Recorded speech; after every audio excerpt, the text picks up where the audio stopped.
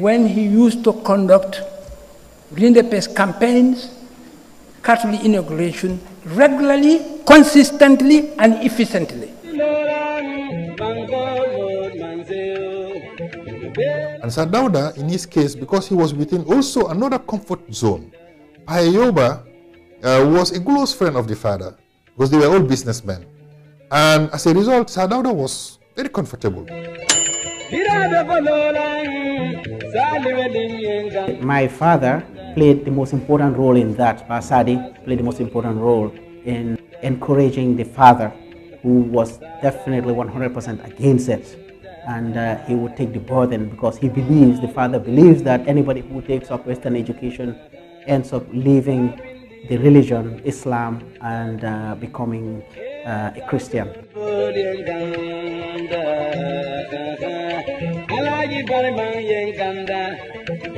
So battles of 1930s when Sir Dawda arrived was a very difficult place to survive. A disease was rampant, it was overcrowded, and very, very few opportunities. And this being so, we are more determined to strive relentlessly. Na independence ni mba nyinina wole bulu hatu wole ision lo kan woketa itola colonies Africa kono. Betong in Africa banko jamabi je wole intol saban politiko to baake adon itol bari itol tamandirinya aning Angleterre la tamandirinya fatata dula jamaat karun tol nganta londe menkan wala mo democracy, peace and prosperity and independence lo wala kan ado watola coal falinta in African colonies. Many along ko walbe menubulu for sea sponsor wolomo Angleterre and in France and in United States and in Banco Balu, Banco Sandomalu. Bari for Gambian coal fanang menbe wabbo Banco Cantaring tol foytol fanay coal tamande ferola and silola mensa tinna senna Banco wafuno wolbulu. Some African countries have recently criticized Arab oil producers for failing to respond to their African allies' need in times of oil crises. What is the Gambia's attitude to the Arab producers? Well, we are very cautious about this criticism because, after all, the Arab oil producing countries are developing countries possessing a natural resource which is a wasting resource, and I have no mind they're justified in I have no doubt that they're justified in feeling that in the past they've not been getting the right price for this resource, for the oil. And of course they have also assisted the African cause by imposing embargoes on South Africa, Rhodesia, and the racist regimes in Africa, and of course they are setting up this fund through the medium of the OAU and the Arab League to assist African members of the OAU who have been hit by the oil crisis. The Gambia is one of Africa's smallest nations. Given that and the fact that it's almost totally surrounded by Senegal, how do you see the Gambia's political future? Will it retain its national identity? Yeah, well, the Gambia has now been independent for 10 years, for 9 years. We will celebrate our 10th anniversary of independence in February 1975. We have not made a bad job of things, and there is no reason why we should not continue as an entity Historically, we have been an entity for centuries.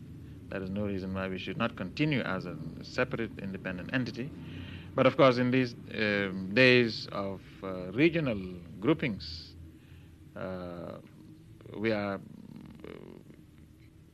very interested in what happens in our region. I don't know the president, she'll be right.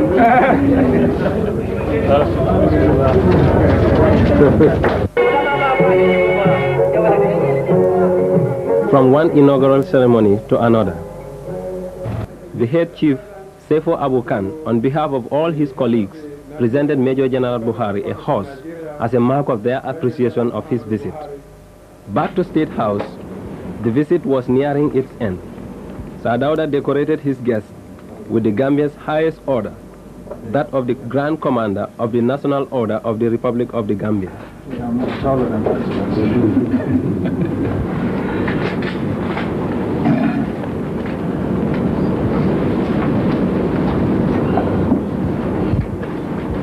Two leaders signed a joint communique expressing satisfaction at their talks. They pledged support for an increased bilateral, sub-regional and regional cooperation. On the economic front, they called for more South-South cooperation, as well as a new international economic order. They condemned the South African apartheid regime, thereby expressing support for the Southern African liberation struggle. The two leaders also expressed their hope of peaceful resolution of the conflicts in the Middle East and the Gulf.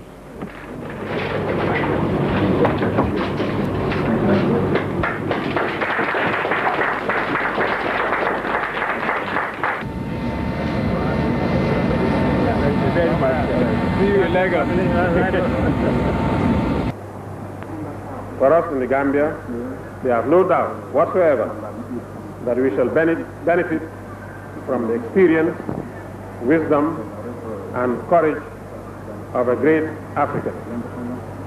Long live Guinean-Gambian cooperation. Long live African unity.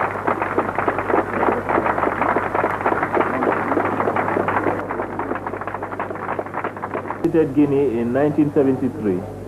President Touré awarded him Guinea's highest honor, that of Grand Cross of the National Order of the Republic of Guinea. Sir Dawda now returned the gesture by conferring on President Sékou Touré the title of Grand Commander of the National Order of the Republic of the Gambia. He then proposed a toast to President Touré.